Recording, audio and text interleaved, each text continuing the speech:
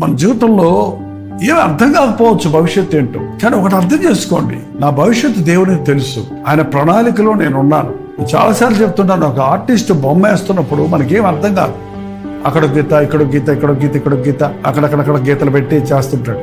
ఏంటో ఏం చేస్తాడు క్యూరియాసిటీ చూస్తాం. చివరికి ఆ గీతలన్నీ కలిపి ఒక రూపం తీసుకొస్తాడు. సో నా జీవితంలో ఇది ఎందుకు జరిగింది, అదెందుకు జరిగింది, ఈ కష్టం ఎందుకు వచ్చింది, ఈ నింద ఎందుకు వచ్చింది, ఈ రోగం ఎందుకు వచ్చింది, ఈ అవమానం ఎందుకు వచ్చింది, ఈ బాధ ఎందుకు కలిగింది, ఇటువంటి పరిస్థితి నాకెందుకు వచ్చింది అనే అనేకమైన పాయింట్స్ ఉంటాయి మన బ్రతుకులో.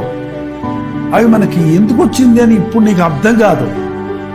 అది నా ప్రభు ప్రణాళికలోని ఒక భాగమే, అది నా మేలుకే, వాటికి ఒక రూపాన్ని ఏర్పరుస్తాడు ప్రభు అని ఓర్పుతో కనిపెట్టి ప్రార్థిస్తే నీ జీవితం కొరకు దేవుడు కలిగి ఉన్న ప్రణాళికలు నీకు బయలుపడతాయి. ఏ ప్రేమ నీ ప్రేమకు సాటి రాదయ్యా,